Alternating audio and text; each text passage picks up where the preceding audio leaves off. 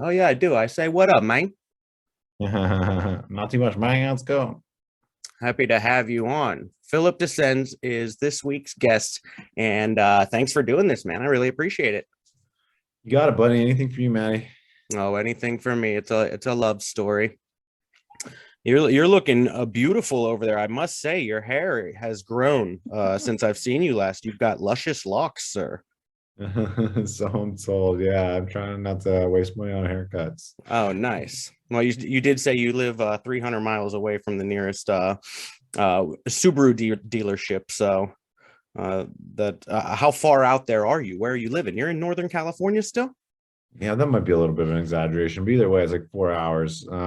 Yeah, I live in Bishop. It's like by Mammoth Lakes, where the ski resort is. But yeah, 4 hours from Vegas, 4 hours from LA, 4 hours Tremendous. from Reno. So I would be, I mean, I'm not a good source of intel on the landscape of Northern California. So I mean, if I act like I knew where any of those places were, I have been to LA once.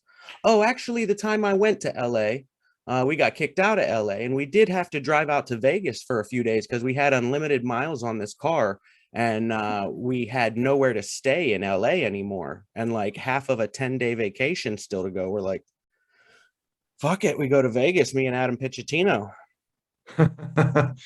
oh man. Did you have some fun? Yeah, that was a blast. The night that we arrived back in LA, so we were in there for 5 days, Vegas for maybe 2 days, went down to Phoenix for 3 days because I knew this girl named Jess living down there. And when we got back, I Matt, we had all to. know a girl named Jess. Not worth You might it. know her. She's from like New Middletown area. But I slept in the back seat of that like Dodge Charger, whatever it was, in 2007. I spent a night in the back seat of a car in Inglewood, California. That's ballsy.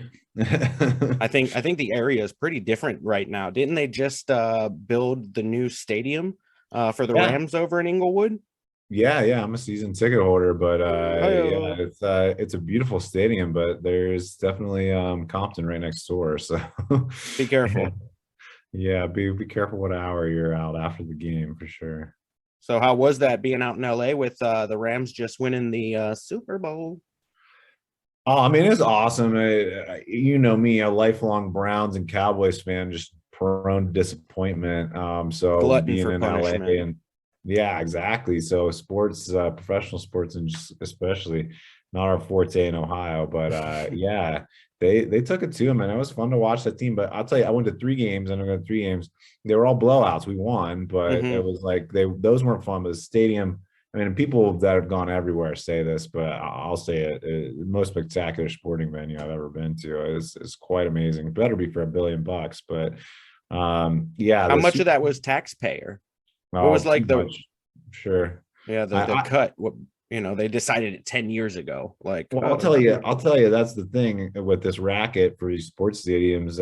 They got some subsidies and breaks for jobs, tax, credits, all these different things to be able to entice them, and then the Rams are the minority owner, but they set up a different company that actually owns the stadium than owns the company. And then the Rams enter into a lease with that company, as do the Chargers, right? uh-huh.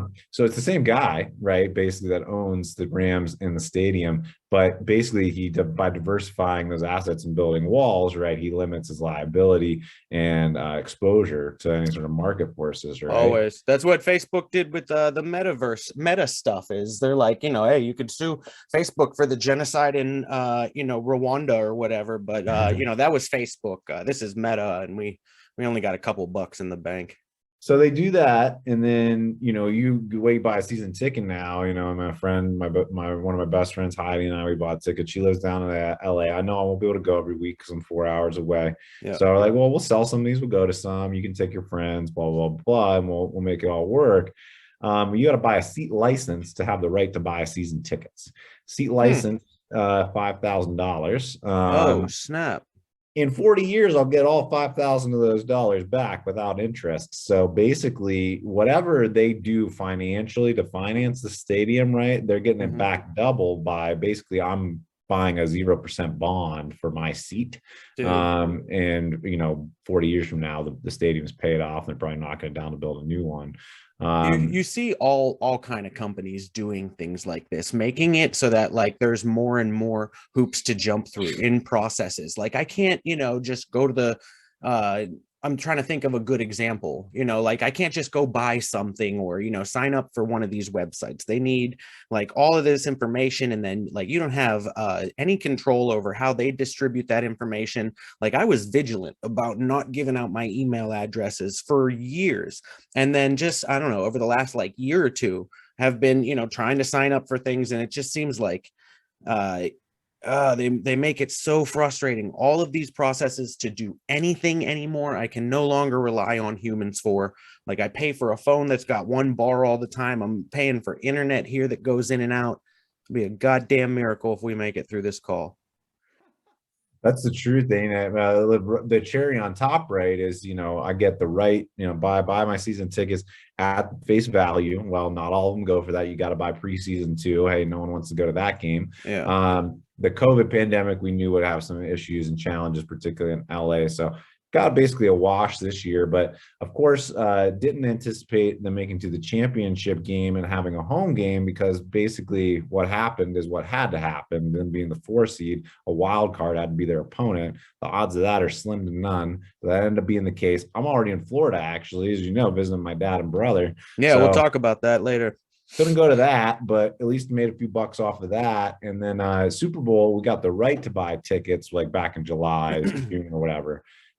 Seats that weren't even as good, because you can't buy your same seat for the Super Bowl. Doesn't work that way. $9,000 for a face value on that seat. Now, if you looked and you followed the prices on Ticketmaster, StubHub, whatever it is, the average price and the price for those seats was far less than that, right? So it would have been a loss for us. Thankfully, we didn't go down that route and trying to make an investment with it. Yeah. But then, looking at it too, if I buy a ticket on Ticketmaster, whatever it's listed at, I, as the buyer, have to pay 20% fee to Ticketmaster on that. Oh, yeah, that's a racket too. Whatever it's listed at too, the seller has to pay 10% fee to Ticketmaster. Hold on, though. If you're leasing that seat for the entire season from, game one of the preseason until potentially the Super Bowl, how are they going to sell a $9,000 ticket to somebody else's ass to come and pay to come and sit in my leased seat? Yeah, right? Well, I mean, they sold out the Super Bowl, right? And if the average price was whatever, some people are taking losses somewhere, right? And it ain't the owner of the Rams or the SoFi Stadium, right? Yeah. It's idiots like you and me that end up paying $9,000 for it and reselling it for $5,000. That's how they get us. That we are, just the middle class. Huh? Our money's used to hedge their bets, right? John Stewart's written some interesting articles about this and the investment, and we're using Robinhood and crypto, and how it's basically a big scheme to get money from the middle class for the 1%. That's interesting. Yeah. I don't mess with crypto, and I really don't watch a lot of John Stewart, but I do religiously watch John Oliver's show on Mondays on YouTube. He is tremendous, and I don't know. I mean, he makes a lot of great points, and the comedic nature of it makes it easy to digest. But yeah, I think it's really intelligent. Yeah, he had a good piece on Tucker Carlson, how he's normalizing white supremacy vocabulary in Middle America.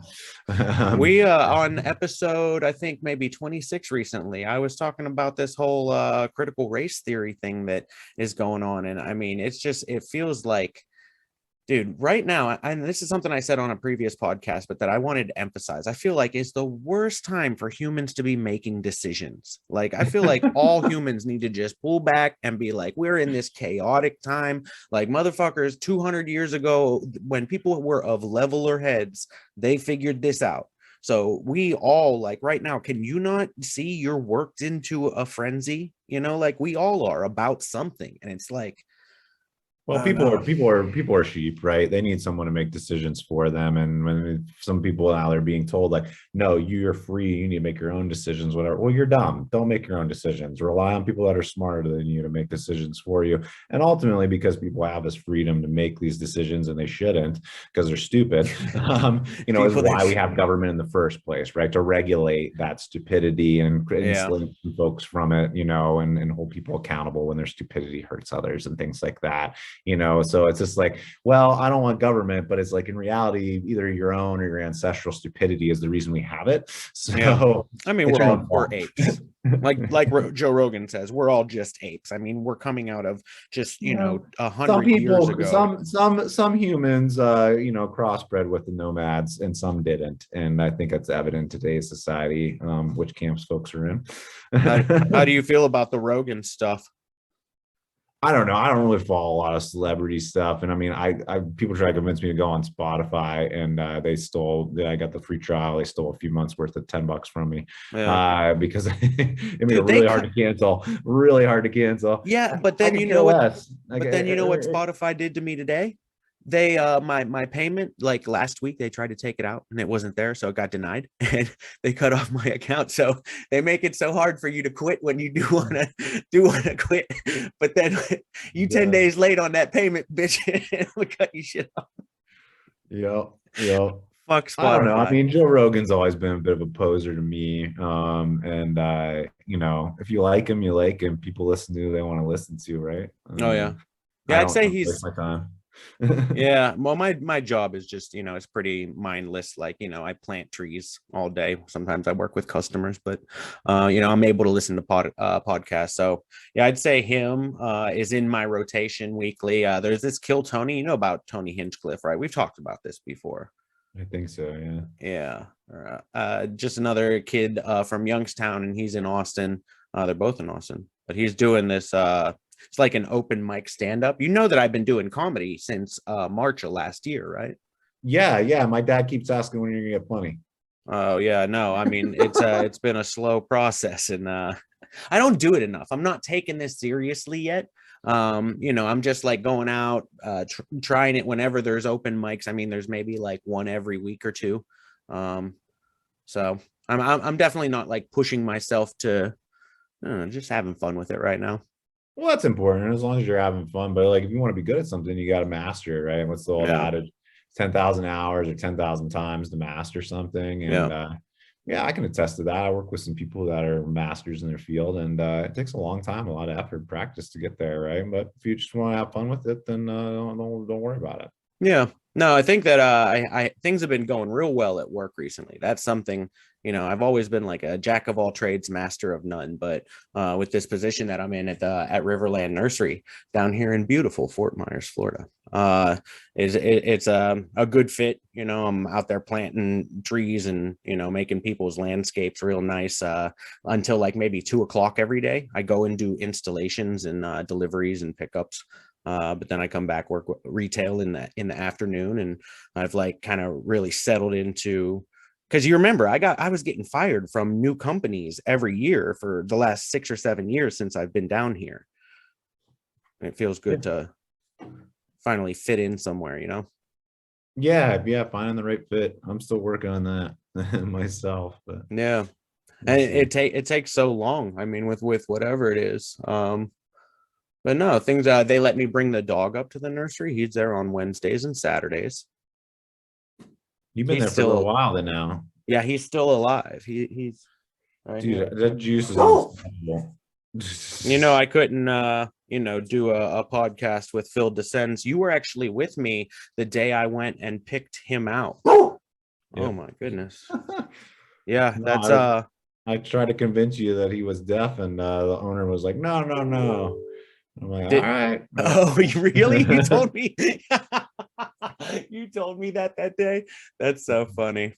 I had my heart set on the white dog because this guy was a coworker at Uniprint, Ohio State, and he had told me like, oh, I got a litter, one of them's white. So for 8 weeks prior to like me going and looking at him, I'd been telling him, I'm gonna want the white one. So I'm sure I was pot committed at that point.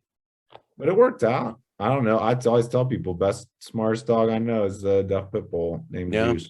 Yeah. Hey, I think he's got a good for the last few years. I was like, man, I don't know.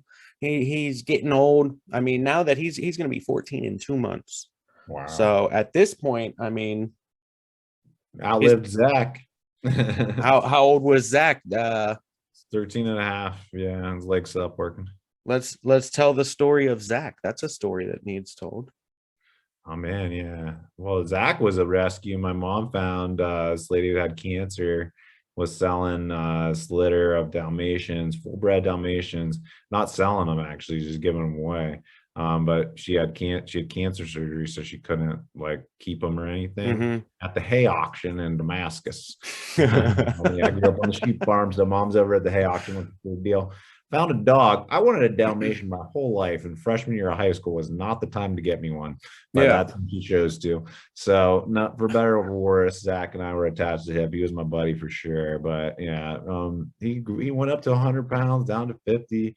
Just a loyal dog. I mean, the best dog. I'll never have a dog as good. I mean, it wasn't the smartest or the, most obedient at all. I mean, he was a pain in the ass most of the time, Mm-hmm. and ate everything he shouldn't and all that stuff. But I mean, Oh, he tore up the house a couple times when you guys were up on that second floor unit there at right after you guys graduated. Oh man, I remember coming back and that place was torn apart a couple times. yeah, I know he's got some good stories where we probably won't want to talk about on this episode, but the ones that can, he ate the heartworm medicine in the package. And like, okay, well, we don't gotta give him heartworm medicine for 3 months now, or whatever. A month later, that dog puked up 2 of those things still in the package. I was like, what the fuck? So Wow. that was one. And another time I came home and he didn't meet us at the top of those stairs, right? And every time Mhm. we opened the bottom stairs, doors at the bottom, we open it, the dog's waiting up there at the top for us, Right. right? And you could hear him whining. What the fuck's going on? Run upstairs.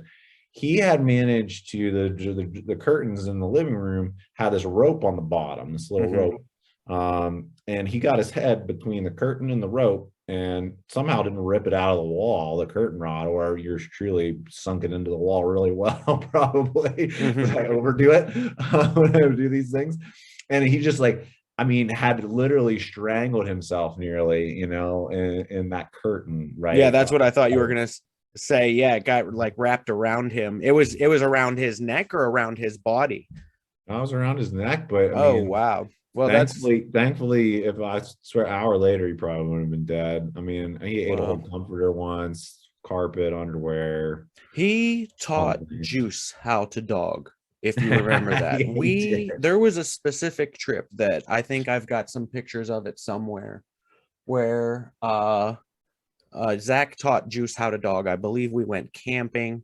And I remember Oh, it sitting was in the around Hocking Hills, wasn't it? yeah, because the next morning we went down to some sort of cave.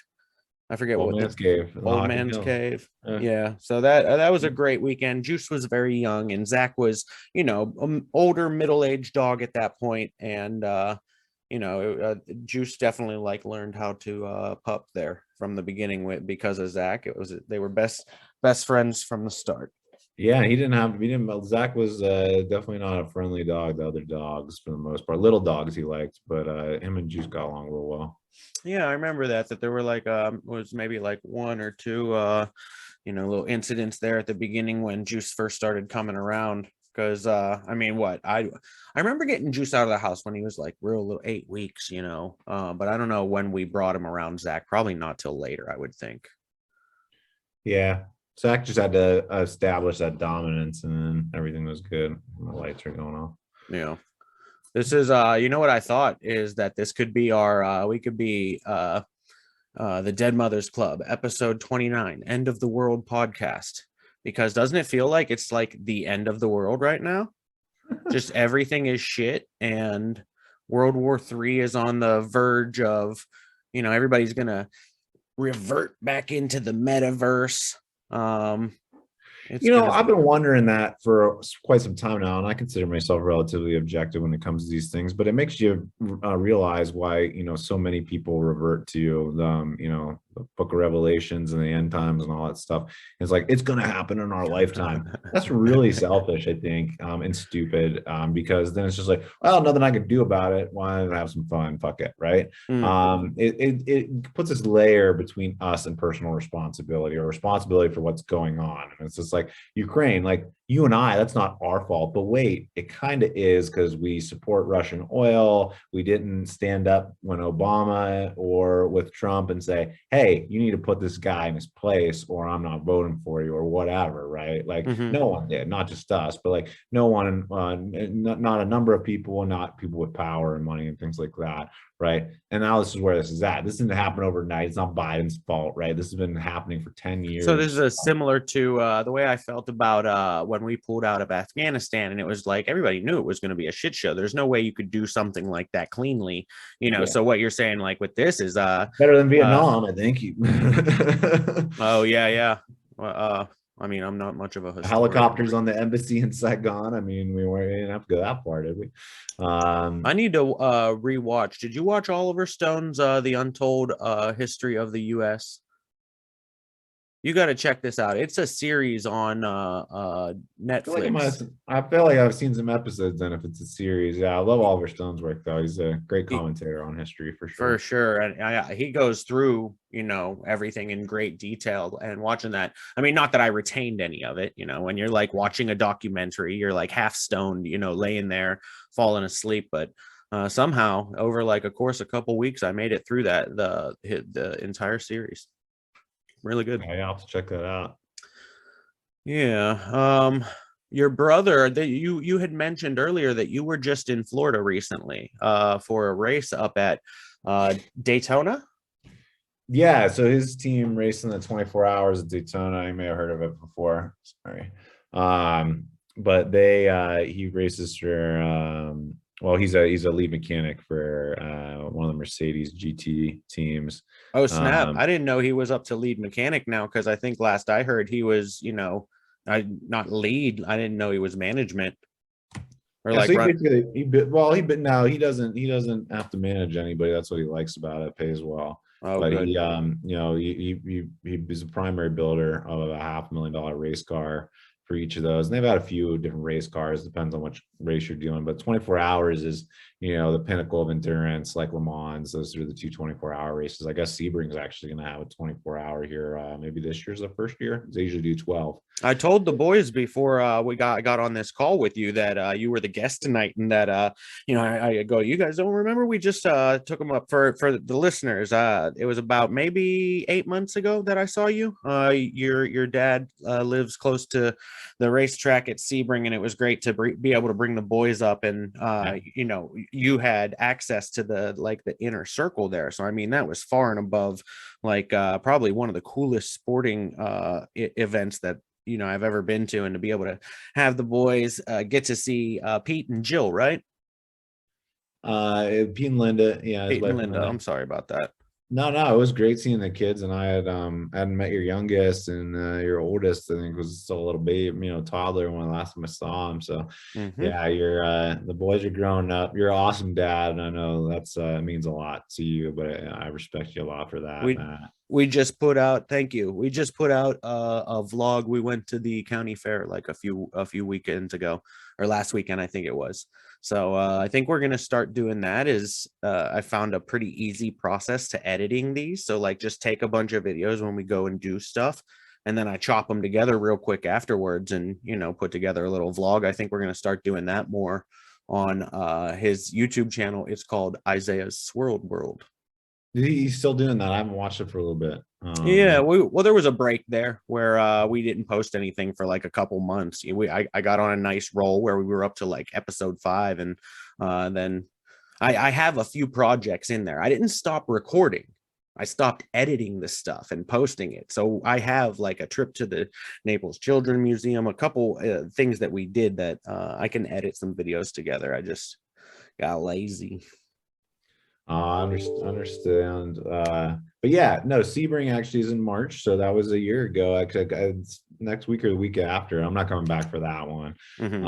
I like to do stuff I've never done before. So Daytona, I've never been to Daytona International Yeah. Raceway. It's not like the Daytona 500 and there's 100,000 people there, right? You know, there's a few thousand people that are there. You know, but you have like their GT level, and then you have the Le Mans, the prototype cars that are kind of the next grade up. Yeah. So like Jimmy Johnson, Juan Pablo Montoya, Hilo Castroneves won the race with his team, but they have 4 drivers in each car because it's 24 hours, so they got to rotate in and out. No one's driving for that long. There's time limitation, all that stuff. But I'll tell you what, Matt, coldest I've ever experienced Florida for sure, right? It had to be 4 days I was here. I got a nice hotel for me and Pops on the beach in Daytona, right? And the first day it's rainy and cold, and the next 2 days sunny, beautiful, 50 freaking degrees on the 7th floor of the hotel. So that was no fun. Dad's getting old. He can't walk anywhere, especially when it's cold. That's why we in Florida, right? So he's having trouble. I'm not liking it. I live in the mountains in California, so even then I'm like, this is too cold for me to have any fun whatsoever. And wind was whipping. Got a little bit of sun though, and yeah, it was good to see you see my brother. It was his birthday that weekend, so there. Beautiful. Happy birthday, Mike. Yeah, he's doing well, and we did the whole birthday thing. He started out just like on dirt bikes and stuff, right? Back when because I remember I think when I had just first met you in that house on 16th, he was like maybe working for Fox. Did he ever work for Fox? No, I don't think so. He might have worked with somebody who was like sponsored by them, but that would have been, he was just finishing high school, starting college. He went to college in Lima, Ohio, the Northwestern Institute for Technology, not university, right? And he just pursued mechanics. Yeah, he got a degree in high performance auto mechanics with a specialty in alternative fuels. So he went and he did the whole like try to get in with NASCAR, Indy, all that sort of stuff, and got in on the sales side, and was selling Hans devices, helmets, fire suits, these sorts of things at those big time races, hanging out with Danica Patrick, all that stuff. But he hated it because he's, but like my dad, they could sell anything, and he knew what he was doing, what the material was, so they sold it. And then then he went into the gun industry actually, so I don't want to talk about that too much, but I'm glad he moved out of it. That didn't work out so well either, so lessons learned. Hopefully back to what he wants to do, because we've been building cars since I don't know, he's 14, 15, I'm 16 years old, in the garage, Camaros, fibers, that sort of thing. Learned a lot from my dad and dad's friends mostly. Is that's awesome that you do that. I mean, right before we started recording this podcast, you were under the rear brake caliper. Yeah, working on the car. I like turning wrenches, not quite as much as him, but yeah, he went to school for that, and then got back in the racing world. Was working for a lower level Honda team on the same circuit, and the guys at Mercedes, this team, saw him and said, you got the right stuff, and he's really enjoying it. But anyway, back to the race. They're sitting in the pole position. They're doing really well for like the first 18 hours. Dad and I go back to the hotel, get a good night's sleep, wake up, the race is on TV. He's in the bathroom. As soon as 30 seconds after I turn the TV on, they show his car pulling into the garage. Oh, no. 18 hours into the 24-hour. Of all things, little $100 metal hood pins are what did win on a $500,000 car. So they ended up like 6th or 7th or something, but they were pretty frustrated by that. But air got under? The pin didn't hold it where it was flush, and air got under, and like I would imagine, yeah. Or if the race, the lap time is so important in races like that, that you're losing valuable time on each lap, possibly for the last 30 laps prior to, when they realized they had a problem. Yeah. That doesn't, it's not like NASCAR or IndyCar where that's going to make as big of a difference. It's more about driver ability, I think, there, because the cars are pretty much even. Also their car was the best out there, so they could afford to lose a little bit on the cool thing about you going to an event like that is that it is like the dedicated race fans, the real mechanics, the people that know their shit. I mean, as with like any sport, you get like people that are just like bandwagon or posers. They hop on board. Like an event like that, I would imagine, is real like just legit people that you can learn a lot from and talk to as many people as I would if I could if I was there. Yeah, it's interesting. It's also interesting too, because I mean, like, people that race in that kind of circuit, or just in general too, are ultra rich. But definitely in that circuit, like they win. Like, even the people that want, I mean, like, they're not, they they might get some of their equipment paid for, but they're being financed by somebody that has got independent wealth. You find that in the power boat racing industry down here, that it's just people with loads of money. A lot of them are South Florida cocaine people that, you know, they're Horse out there racing, just, it's all the same. People who owns race cars, race tracks, race horses, people that got money to throw out the window. I mean, imagine that in this All I can economy, do. having money to throw out the fucking window. That's all I can do is imagine it, but I'm fine with that. Like I don't mind being just an average Joe, but also, like Yeah, I like support my brother. I'm glad he's good at what he's doing. I'm gonna go down, probably see him in Long Beach at the circuit there, a little different race. It's only an hour and a half. nice. Um, yeah, That's next cool that month. he'll be close next month. Yeah, but it's the same thing. I just want to try. I like to go places, do things I've never done Are you before. doing any new music festivals this year? I know that's something that, you know, we've done together. We can't get out of this episode without at least mentioning the Lollapalooza 2008. You doing anything else for 2022? How's it shaping up for you? I think that I bring up Lollapalooza 2008 every year at some point. Don't do that because I know better.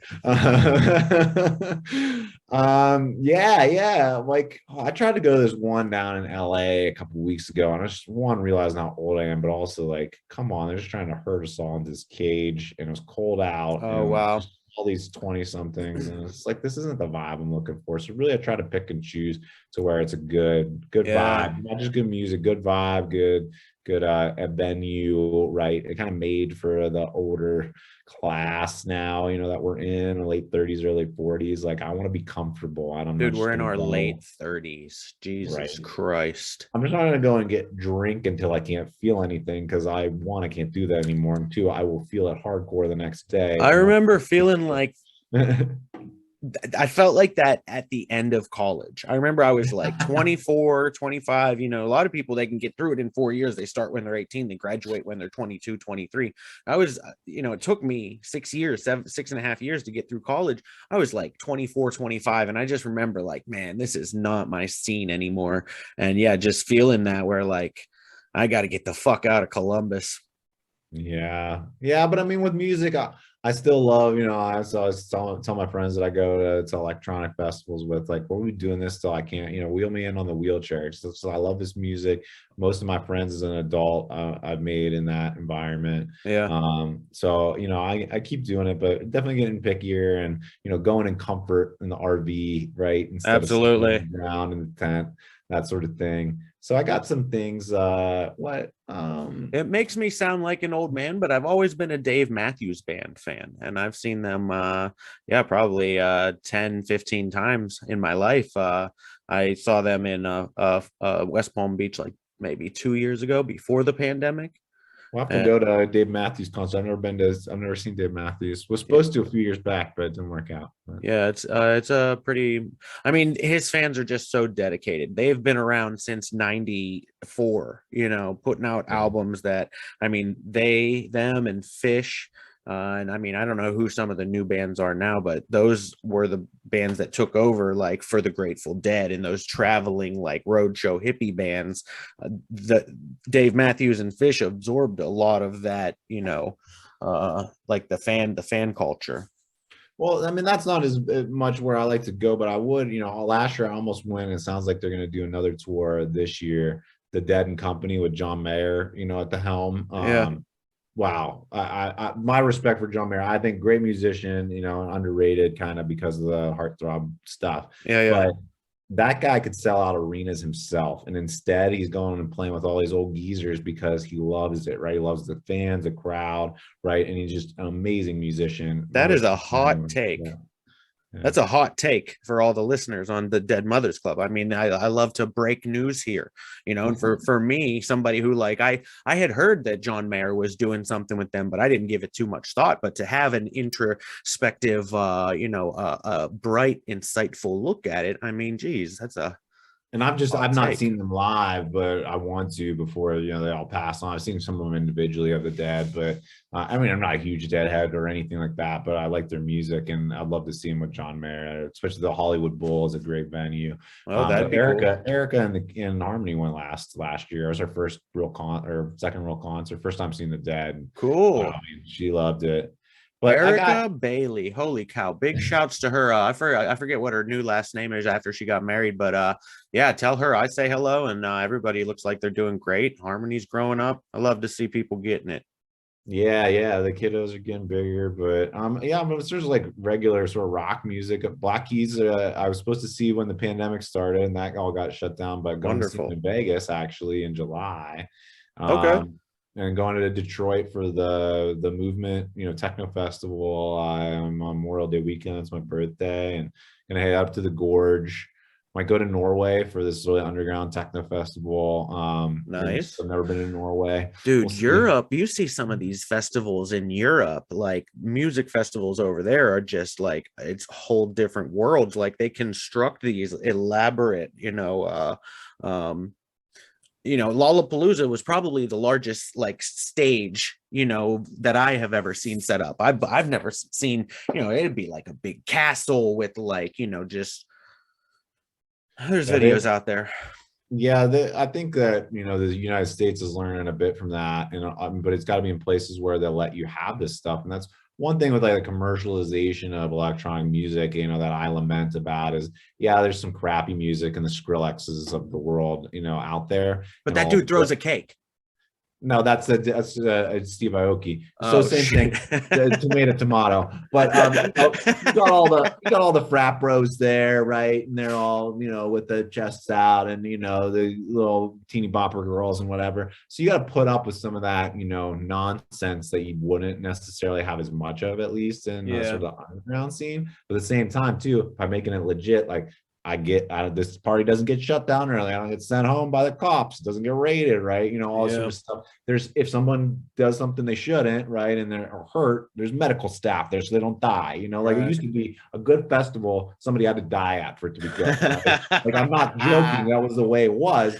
That's back east, but like here in California, like no, that's bad. It's a bad thing as it should be, but like it was this it's a different frame of reference, right? And trying to take care of each other is something we always try to do, but when you're in that underground environment, it's like, well, then who gets in trouble for this? It's like, well, You that guy bringing died, like he paid the consequences, but there's no reason they have to die too, like they're taking bad drugs or whatever, like if we got EMTs on site, then they're all right. fine, right? Legalize all drugs so that we know that we're getting good drugs. And when you said that when you brought up that idea of how festivals or like concerts or just like raves, how venue or how janky that shit was that we grew up with, dude, in the 90s, and You or used I'm to sorry, call in the answer machine, right? And you get the directions at the barn in West Virginia, past the sign, and then you go dude. up the hill, and you're out in the middle of nowhere in the back of a pickup truck going across the field. Like a million bad things could have happened in that situation, and somehow they did not. Yeah, you're 10 miles from your car. You're with people that you met 3 days ago that told you about it. I mean, yeah, it was we might be the last great generation, dude. For us to have grown up before the internet, like the internet started getting big when I was like maybe 10, 11, 12. So then into my teens, I started really getting into technology and learning about the internet. But our childhoods were the last ones before having the internet, when you're like 6, 7, 8 years old. And for us to have hit that, like that last little pocket, that last little window of history before like everything changed, dude, we were so lucky. And I think that like they say like, or I think about sometimes, what was the luckiest generation? Who had it the best? Is it people that were born in like 1920 or 30 and watched the rise of this civilization, and just before it collapses, like die? Did they hit the best window, or did we? I mean, who do you think had it best in history? Well, I think it's good to be grateful, right, for what we got to experience and still get to. I'll counter that though with like basically starting with 9/11. You could even go back to like Clinton impeachment, right? It's been like every year we have some sort of natural or political or human induced crises that Yeah. changes our entire world, right?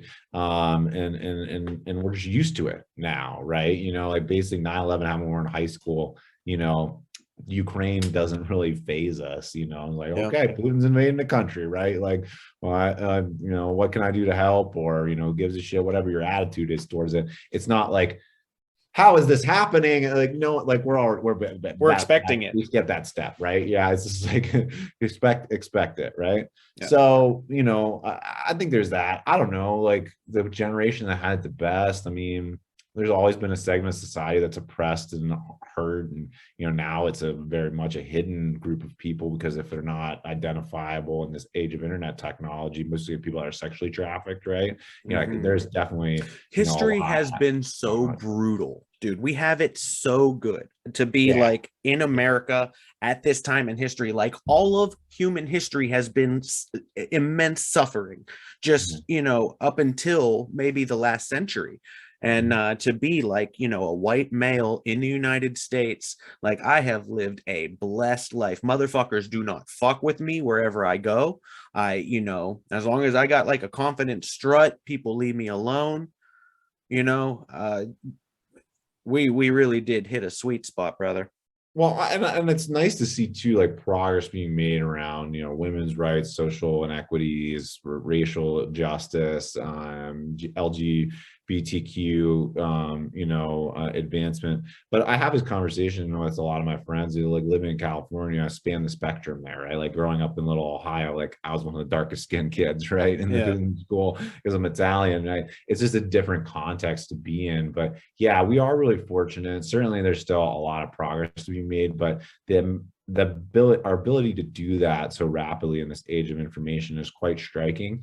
But yet, you mentioned sort of the white male privilege, and I always tell folks, like, I acknowledge it. I didn't have it growing up, because I was definitely the least white, and not from the community that I grew up. So you kind of felt that. I heard that parents said it in addition to kids, reminding me of my Italian heritage and how much they despised it. But regardless, like, that didn't transfer over into college and adulthood to the same degree. Yeah, some of my last name and my pride and my heritage, but not really, right? Like, Italians have assimilated along before me. And with I mean, almost like glorified in the media. And I mean, it's just looks like such a cool culture, when you watch Goodfellas and Bronx Tale, and we were like, I saw an article in Louisiana, like, they wouldn't allow Italian workers to be hired in the late 1800s because they were looked at as kind of scabs or low wage workers, right, that would come in and work harder for less money. Well, doesn't that sound familiar to a certain group of people that are discriminated against today, that come to this country to do jobs no one else wants? But like, and that's what my family went through in the 20s and 30s, right? But they also worked really hard so that I wouldn't have to work as hard to get the same things, and if I did work hard, I'd get more. And that's worked out pretty well so far, I'd say. But I'd say, what I tell people though is that I have that white privilege. I acknowledge it as a white male, that a lot of doors are open for me easily that aren't for other people. Well, it's my obligation, right, to hold that open for the woman, the person with a disability, LGBTQ, the person of color, whatever it might be, right? So I look at that as my obligation, and I'm in a position of power and a managerial authority and things like that. So I have ability to do that. And, that's where I look at, like, that's how I pay it forward, going back to the Woody Hayes adage, right? God.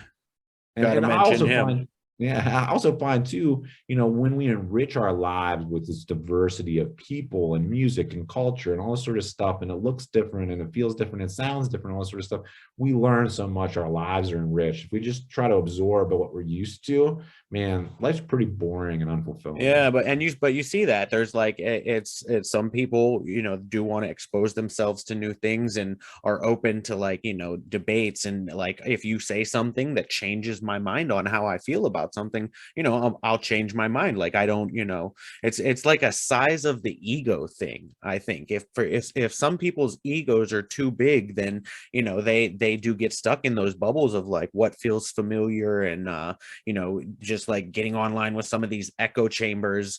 Everybody, I think, when you kind of open your mind to that, just thinking that, like, I'm not infallible, my mind can be changed, and it would be so much better of a planet. Well, Matt, I think we've talked about this a lot, but right about when we were in college, that's why I looked at people who generally about that age make a decision. Either I know enough or I know everything I need to know, right? Or I'll never know enough or Uh-huh. everything I need to know, right? And we were in college, so obviously I'm going to continue to be inquisitive. We're in that latter category where it's like, I know this much of what I could potentially know, and I'll never know all of it because it's an infinite amount of wisdom out there that's available to me. But as long as I realize that, I can have a fulfilled and rich life, and I can always be learning from people who know more about me, more about life or this thing or that thing, cooking, cars, sports, whatever it Yeah. is.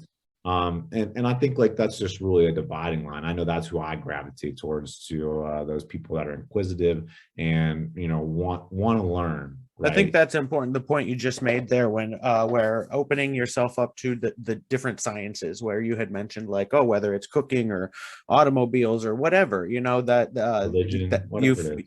yeah, you find people how they get locked into boxes with what they expose themselves to in general, and it's like, well, I'm a good electrician, and I'm a good Christian man, and I mean, whatever it might be, and then inside that box is where that person lives. So Turns into exploring. an echo chamber, doesn't Yeah. Oh, that where the term comes from? See, it? that's the thing. I don't know the origin of some of these. But yeah, come on, people, open up your minds. That's why, there's all kind of mindfulness tasks that you could do. I think it starts with like, you need to be mindful of yourself, and there are different ways to, some people do breathing techniques, some people do jujitsu, some people run. It's just I think that's where it like being healthy nowadays. I mean, we also have the potential right now to be like the healthiest humans have ever been. Like all of this science that's coming out, and you have like these companies like Kachava and Athletic Greens, these like all-in-one superfood drinks that like are supplying human bodies with a full spectrum of all necessary elements that like humans have never had that opportunity before. You grew up in Iceland, you eat the fucking moss that's available in Iceland. Every part of the whale, right? Yeah, it still requires effort, and that's the dichotomy we have now, is that we have all this information available to us on how to eat right and actually take care of ourselves, treat each other, be mentally healthy, right? Really Yeah. big part of our overall health, as we know. And we also, it requires effort to attain that information, but then once we get it too, it's like, oh wait, I gotta actually try to be healthy, right? I can't just do the easy thing mentally, physically, dietarily, right? Or I won't be. Yeah. But it's just like, well, also it's your own fault if you do that, because the information's out there. Just go seek it, Google it. Right? Right. I watch this comedy show, and like literally this guy's, you ever watch Letterkenny, the Canadian? Yeah, the Canadian like what's the it's like a Canadian version of an American show, right? Yeah. I don't know what I'd compare it to, but it's the uniquely Canadian for sure. And the lead character is super smart dude, right? But he's just like, I don't see the point of any sort of formalized education, because I can go on Google and get all the answers I need, right? But also he's discerning enough to know, like, I'm not going to read the QAnon website, right? I'm going to go to a reputable source, Doesn't right? that guy always have a straight face? He just talks like Oh this. yeah, he's a big I have big seen. buff guy. Hilarious. Yeah, I love that show. But it's just like that's a reality too, though. Is like, where are you getting your information from? And like I said, well, you need to watch this news channel, that channel. One, don't watch your news. Read it, right? Because watching the news, you get about 2 minutes of news and 20 minutes of commentary, and then some commercials, right? Right. You could read it and use your own brain to decide what that means for you, Yeah, right? That's more decipher. challenging. And also you got to read. But it's worthwhile. And then also it's like, okay, well, I don't know if this source or that source is reputable. Well, I mean, you can go with some of the mainstays, but also read Wall Street Journal and read the Washington Post, right? They're polar opposites in terms of politics. but you know, they're giving me the same information. Well, that's accurate. This group is deciding to give me this info, this group's trying to give me that info. What matters to me, right? Yeah. And you can decide about that. But again, work, right, requires effort, and most people don't want effort. They want to be told what to do, what to think about something that they're thinking about, right, so that they don't have to put that effort in place. And you know, as much as we can facilitate that, right, we help people be happier and we make money, right? So why wouldn't me as the capitalist do those things, right? Like there's an incentive for me to make it easy for you to be stupid, right, and lazy. I find myself getting locked into those, you know, where if it's longer, I used to have a joke. I should actually write this down right now. This just came back to me. I used to say all the time, like if it's longer than a tweet, you know, I don't want to absorb it, because, and this was back, you know, when we were living in Chicago, and you know, I was dicking around a lot. But yeah, just like you see, if it's not a tweet or a meme, I think was the joke, you know. 40 characters or less, I think you told me. Right. So, but humans, I mean, we're talking about how stupid, I don't know, dude. It's when you say like how stupid humans are capable of like so much beauty. Like we create so much that's so beautiful, and there's like, you know, just existing in nature. We don't even have to do anything, like just all this beauty and beautiful processes. And then, you know, somehow I don't know, I've been very pessimistic recently. You know, I'm at a kind of a transition point in my life too. So just, I don't know, I've been like caught up on like just all the negatives recently. I think that I need to like start doing jujitsu, something like this. This is something I've been pondering recently. You can come visit me in California is what you got to do. I actually anticipating a change in my finances here coming up shortly, so that might be possible this year. We'll have to stay on top of that. Good, that's good to hear. I'd love to have you out here. It's well, I've seen you once in the past 7 years, twice in the past 8 or something. Yeah. Yeah, and all of them have been when you've come to me. I mean, this is, dude, I've fallen off the map. Like, this is the thing, is all through college, I was like this very social, like I would be Youngstown to Columbus and up to Chicago. And I mean, I don't know, doing a lot. And then once I had the kids, I mean, really my entire focus has been on, I don't care if I'm not leaving the state. I don't care if I'm, you know, not going to hang out with, you know, because my entire life has been like, you know, partying and folly and just like, you know, I've lived a very privileged life. Like, you know, I had a lot of fun. I still am. But like, it's just, I don't make effort to leave the state to go see people.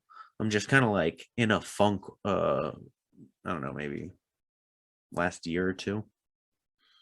Well, you gotta break the cycle. It's hard for me sometimes. I'll get into that mode, you know, but then I look in the mirror and says, well, what do you want to do? Right? Like, what do you want to do with yourself? What do you want to do about just, you know, bad feelings about a breakup or somebody jerking you around at work, whatever they're doing.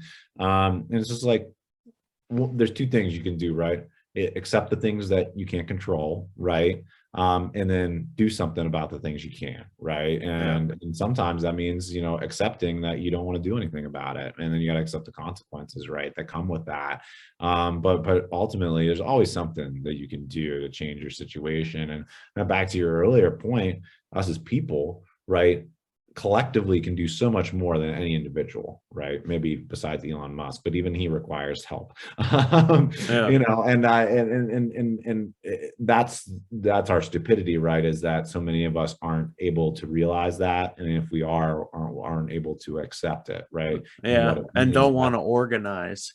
You were saying organized, but it's just like it shows weakness, right? For me to say, Matt, I need some help. Right. Yeah. You know, like that's the way that it's looked at in society, especially as a male, right? Where I'm strong. I don't need any help to do everything myself, you know, part of Italian, you add all those elements, right? But it's just like saying, like, no, like if I want to accomplish this thing, like I need help, but also if I'm down here, like, and I want to get back to here, I need some help, right? Like that to me shows great strength when we can look at each other, whether we trust somebody or not, and say, I need help, right? To Yeah. get what I want, what I need, whatever it might be. But then you on the other side has to be willing to say, like, it's worthwhile for me to help you. It either makes me feel good, I have the ability, the means to, and also like I don't have any expectations, but I know someday I'll need help too. And whether it's from you or somebody else, I'll be able to get it because I've done this, right? But Yeah. all that's predicated on karma and a lot of sort of, abstract ideas that there's no contract, no guarantee of, right? All When we right. do things that are completely self-serving, we have far more of a guaranteed return, right? But that overall return is far lower if you're looking at it like an interest rate, over the long haul.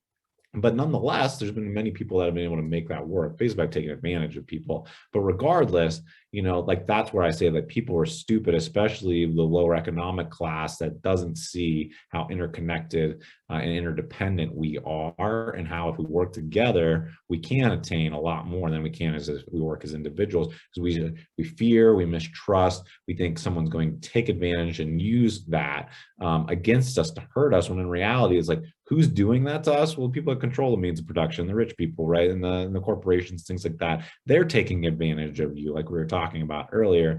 But, if you're not able to realize that, or you realize it and you won't accept it, to me, you're dumb, right? Yeah. Because either you're ignorant or you're willfully ignorant. And Either way, they're that's stupid. yeah, so you got one class that's trying to take advantage, and then you could also be taking advantage of yourself, by falling into this mindset. um you were saying, damn it, I had a point right on the tip of my tongue that whole time. um Shit, I lost it.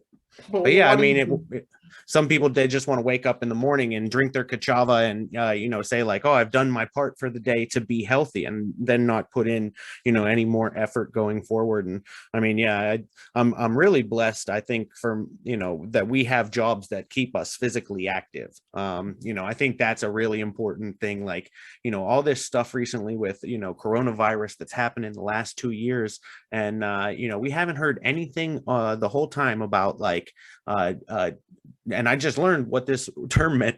It's been around for 2 years. Comorbidities. I just learned what comorbidities is, and it's like something else in working in concert, like with the virus. Whether you're fat, or you have a bad diet, or you have diabetes, or any sort of pre-existing health conditions, that I don't see any people on TV talking about. We need to exercise, we need to be in the sun more, we need to just have a healthier lifestyles. um Well, to some degree, right? That's where folks will say, well, survival of the fittest, right? And then you have these people, though, that won't say that, or don't believe in evolution, right? Which predicates that. So it's a little contradictory, but like that's what they're feeling inside, right? As well, that's not me, until it is me or a person next to you or whatever, yeah. right? But either way, it's just like, well, that's a decision we have to make as society. It was morally right, and like certainly the realist in me says like there's way too many people on this planet for it to support for much longer, and this is Mother Nature's way of thinning the herd, right? Yeah. And getting rid of particularly the people that are most taxing on the system, right? Yeah. Health-wise, economically, all that sort of stuff, because that's who gets hurt the most by this virus.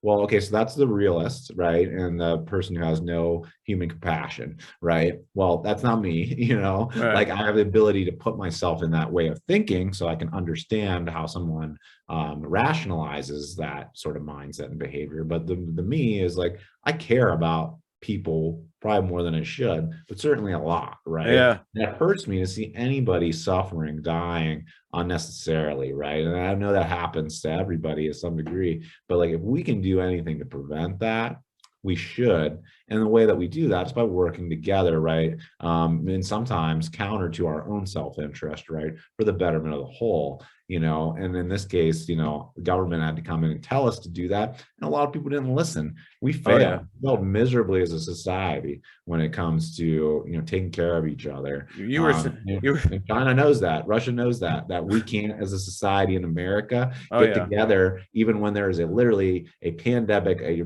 deadly virus at our absolutely. doorstep. we will let politics get in the way of doing what's best for each other and ultimately ourselves, because that's how stupid we are. Goddamn, Mother Nature is so smart, because you were saying that it's nature's way of thinning the herd, and she chose the best goddamn time to do it. We had Trump in office. Humans, were America and every nation, like everywhere. It's just like the left is fighting with the right. Wasn't there a bunch of European countries that was like, domestic disputes or debates were like the biggest things happening in the news? So Mother Nature picking the exact right moment to release upon us this fury. She got it right. Well, and they said Putin too, right? By us having divisions here in this country, we're actually having a debate over whether or not, which is insane to me. There are people debating whether or not Russia invading the Ukraine, and that is a part of Europe. And, my great grandmother's from Ukraine, like democratic country, right? A free and open democratic society, that an autocratic, authoritarian, country that wants to go back to the, communist era of the Soviet Union, that them invading them is actually right and justified and a good thing. Like that's exactly what Putin wants, and why he did it now, because he knows, like, despite the international community all getting behind, Ukraine, here in this country, there's literally a debate going on, amongst at least the fringe folks, right? And Trump saying, oh, Putin's a genius. Well, yeah, he might be really smart, and this might have been a genius move, but you don't freaking say that, former president of the United States, right? You stand there and you condemn him for doing something moral and wrong, right? It should be simple, but even the simple stuff has gotten complicated by our divisions, right? And the politics that have entered them. How long ago now? And this is just from, I heard that Putin did this because the Ukraine wants to join NATO, which being part of NATO means that somebody could put missiles like right on the border of Russia, and they likened this to what happened in the United States with Kennedy, and when Russia wanted to put missiles in Cuba. Can we draw parallels? They had the nuclear missiles, sitting, off the coast of Cuba, right? They had the launch pads built in Cuba. There's nothing like that in the Ukraine, right? Like it's a nice theory, and it's certainly possible, right? That if Ukraine joined NATO, that they would get weapons and they would be positioned there. Like all that stuff could happen. Right. Ukraine's not a part of NATO. None of that stuff has happened. And there's even mixed feelings about whether or not that should happen regardless of this situation. But I mean, Russia's doing this so that they have control over the port to the sea. And is that so? It's a last ditch effort, right? So like, if you look at like political philosophy, right? Like they say there's one of two outcomes for America as the world superpower, how this goes, right? I don't think we will be. I think China. That's what we're seeing is Putin's trying to push it away from that because he has the ability to attain power. If he doesn't, for us to attain that ability as a superpower, as we are now long term, we've got to become more authoritarian and autocratic as a society, right? And we've seen that there's no appetite for that here in America. We want our individual freedoms, or at least some guise of it, and whatever divisions there might be in this country, we'll never be able to overcome them and get behind some sort of central authority, right, that limits our freedom in so doing, and making us more powerful, like China and Russia have. So that's one option. Unlikely. The more likely option is exactly that by us fighting and wanting to retain our individual freedoms as a whole, we lose power as the United States of America. And where does that power go to on the world stage? Well, China and Russia, right? And that's why China isn't condemning Russia, because they know they have room to gain here as well. And so what we end up is in this perpetual state of conflict with two other giant state actors in Russia and China in the long term, where the economy is consistently disrupted and overall human progress, right, is slowed, because that's why we've been able to make such human progress, is the lack of armed conflict and all of our money going into defense products and weapons, right? It's gone into medical research and arts and all these sort of positive progressive things, right? And let's be clear, what's progress, right? And what's progressive as a meme? It's been sort of hijacked by the AOCs of the world and things like that, but Yeah. The term progressive was actually originated by a political philosopher by the name of Woodrow Wilson. You may know that name because he was a Republican president during World War One, right? And actually, created the League of Nations, the precursor to the United Nations, right? Because he's a socialist liberal heretic, right? Now, I joke, of course, but he is the only educated political scientist, right?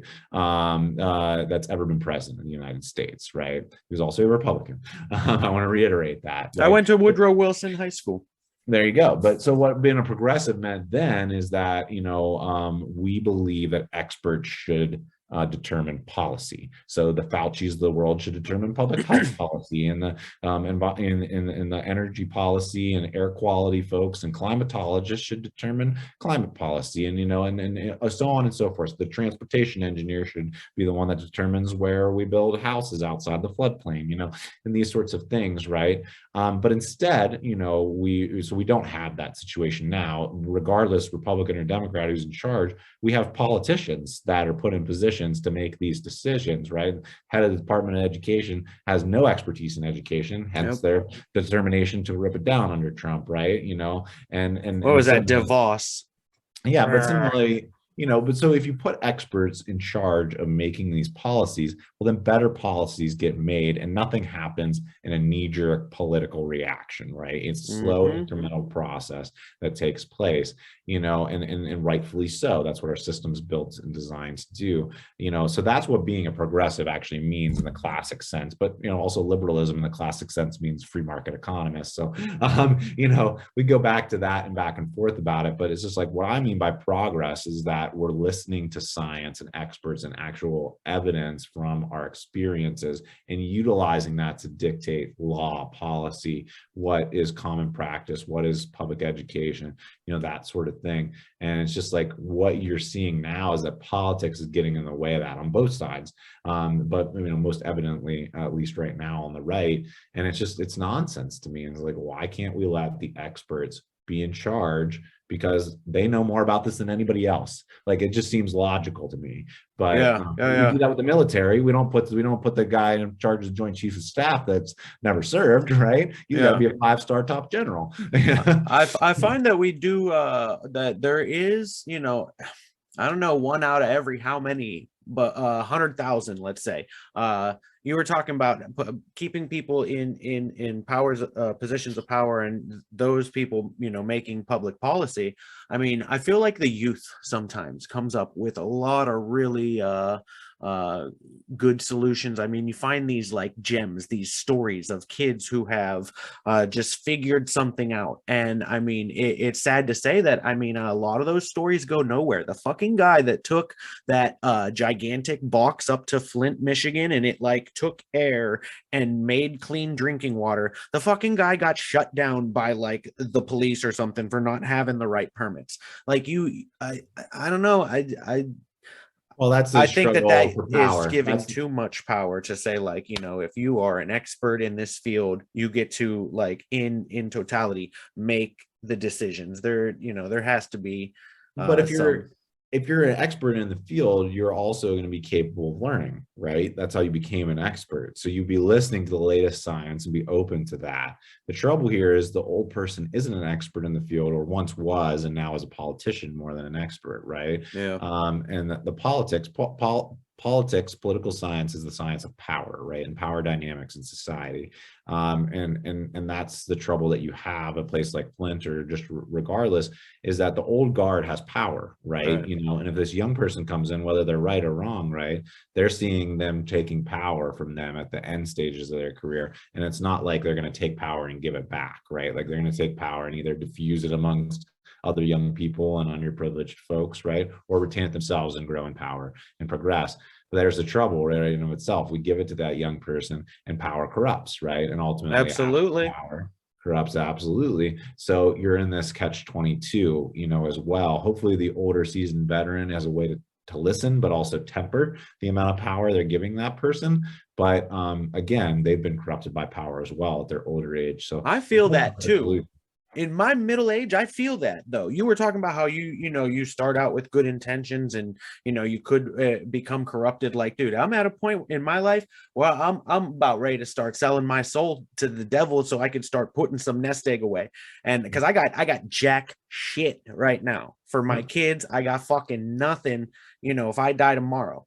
So I mean, shit, if I got to make a come up and fuck a few people over, I mean, I don't know. I'm at that point where like I gotta figure something out, and I don't know. I feel like as you get older, like I feel like when you're young, you're very idealistic. Yeah, I mean, you and rationalize. You also, as you get older, you have the ability to rationalize. Well, I got to take care of my kids, so I'll do this thing that's really immoral, right? right. In order to do that, so that's ultimately an individual choice. And I know I've run into it. I don't have kids, so maybe I'd make a different decision if I did. But I've run into where I've worked really hard, by my own merits to get to where I am in my career and just in life in general. And hitting that wall where I'm basically being thwarted by people that are corrupt and our power, the power has corrupted them, and they see me as a threat to their power instead of trying to utilize me to look better and gain more power, right? Because it's obviously I am a threat when it comes to that, because I'm more intelligent, more capable, younger, better looking, charismatic. We fill in the blank with why they are worried, and they have a reason that makes sense. But it doesn't necessarily mean it's true, because me as a person, like I'm just trying to do what's best for the greater good, people that work for me, larger society. But there's no way to know that unless you give me an opportunity to show it, and they're afraid that if they give me that opportunity, like they're going to lose the power no matter what. But also in their heads, they're like, wait, the only way that I attained all this power is by doing nefarious, immoral things, right? So if this guy has been able to attain all this power to this point without doing that, he is a legitimate threat, because if I give him an opportunity, he's going to continue to do things in a moral, upstanding way. People will follow him, right? Because they'll follow people they view as morally upstanding, right? Absolutely, yeah. And it's like, and that's true in my case. Like I'm not a perfect person, but I live by my You've principles. always been a good leader. I try to be, and it's not because I want to either, Matt. Like I've always stepped into leadership roles because either no one else would, or the person that wanted to was self-serving and incompetent, right? So I needed somebody better in that situation. You led me, dude, in really the first decision that I made when I got out of college, what my first internship or like gig was going to be with my brand new college degree. And yeah, I mean, you let me know about the Ohio Woodland Job Corps. I had a guest on maybe like 2 or 3 episodes ago, Dave Benninger, who I participated in the Ohio Woodland Job Corps with. And on that episode, yeah, we discussed some of the crazy times down there in Southern Ohio for that 6 months. And I mean, that is proof right there, just to go to show you that, you helped me right when I got out of college. I didn't know what direction I was going to go. I thought, but yeah, I wouldn't have it any other way. It's funny you bring that up, because we're pushing, I don't want to mention where I work, but we're pushing to hire a whole bunch of forestry people right now. And actually the job applications are open. A couple of them close in a couple of days, other ones open and close soon. But across the country, right, we're trying to expand our workforce. And I'm just like, you're saying, this is great, right? Like once in a generation opportunity to get the amount of people we need to do our jobs.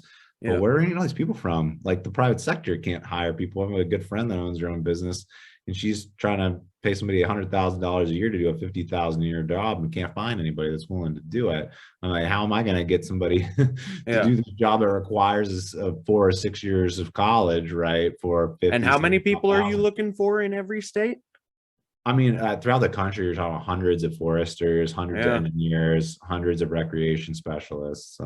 How insane would that be if when those that job application opened up in Florida? I mean, I'm very happy in my position where I'm at right now, but how insane would that be if we had mentioned this on the podcast, and then 2-3 years down the road, I'm working for the Florida Division of Forestry. Because the motherfuckers in Division of Forestry know that when I come in, I go for the leadership position. And yeah, I got that. We talked about it on the other episode, but I was one of 17. I was one of 17 out of like 193 that they chose to be crew leaders. No, that was cool. I mean, I was so excited for you when you did it, and I know that spurred my interest in looking at, that type of work and where I ended up. Yeah. A little bit different path, more circuitous, I suppose, and definitely policy and planning focused. But regardless, I just remember like that being the first time, and I knew you all through college, right? But the first time I saw you, like being like you'd be burnt out and tired at the end of the day, but man, you were just happy. You had a smile on your face because you did something that meant something to you and they believed in, and made a Shawnee, difference. yeah, Shawnee State Forest. Big shouts out. That was we spent some good years down there, or some good months. I did want to say this has been a very intellectual podcast. I've really enjoyed that. Like usually I just hop on here with people and like shoot the shit, but we really got after it. Like, getting into some deep philosophical type shit. And I guess the last thing I would want to say is like what comes first, because it's either going to be AI that we create that ends up fucking us up, or it could be this like geopolitical war with like China and Russia and United States, and who comes out on top. I mean, the metaverse could play a big role in this thing. Everybody's going to want to go digital, and can we start a war in the metaverse? I mean, there's already cyber warfare taking place, so certainly, like, what the consequences are really the question mark that you're asking there. But this is how our conversations typically do go between you and I, Matt. But I love Yeah, that. yeah. I wasn't sure what to expect here, but I'll flip that on its head, what you just asked, and say this: that how do we prevent that, right? And it's by ultimately reducing individuals competition for resources, right? There's a limited amount of resources, and demand exceeds supply. Basic economic issue. How ultimately do we get there? Actually, it's somebody that I very much respect that blew my mind, because I thought for sure we're heading down one of these negative paths of self-destruction or implosion, right? As a society, how do we avoid that? Right? Is automation, AI, by pulling the demand for work and resources, right, money that come from it, by making things automated for people, so that they don't have to work, they don't have to buy things to get from point A to point B. These processes are automated so we actually enjoy our lives and grow our fulfillment. We're not just some slave to the economy, right? A lot of steps for us to get from point A to point B, and certainly as automation takes place, jobs are eliminated and people suffer as a result in the short term, but in the long term, we're all better off for it. So there'll be some growing pains if we go through that, and maybe war as a result, or because of, or that influences us ultimately jumping off that cliff. But again, for us to do that successfully, we have to trust each other, right? And what scale can that happen at globally? Probably unlikely, but it could. Probably more at that country state level that we would be able to cooperate to such a degree for a long period of time. And it happens in Sweden every day, and Iceland and a lot of other places as well. Very low crime rates and high affluence and standard of living, and progress in general, high levels of education, good health, all that sort of stuff. So it's certainly possible, but whether or not it'll happen, well, I guess we'll get to see. And I hope it does, because you've got kids, right? And I care a lot about the next generation. So I hope we get there. Yeah, it's gonna be with the this is the pessimist in me, just the way people are clawing at each other recently. I really feel like we're not going to. Like, I was optimistic when I don't know, maybe how long ago, I started feeling like this, that I just like humanity and evolution and existence, like we are on a freight train that's like unstoppable, at this point. Like, history has all, jettisoned us in one direction, and it's unstoppable. Like, what that thing is that's going to happen, I don't know, but we're a fucking freight train damn near off the rails at this point. And I mean, I don't know if that's the me being lazy, like we were discussing earlier, just throwing my hands in the air and saying, I can't do nothing about it, or like, the true deciding factor would be, what do I want to dedicate my time to? What do I want to become involved with? What information do I want to spread to people? And having a podcast and being able to spread, ideas like the litany of things we discussed tonight, it's a tool. Well, I love you, brother, and that's what it comes down to too. Is that we do have control over love and how we give it out, and that can love rules all, and can conquer all if we allow it to. So keep loving those kids, and putting your love out there in the universe. I'm glad I could be a little part of it for you, my brother. I always end these things by saying, rate and review. We love you. Do it.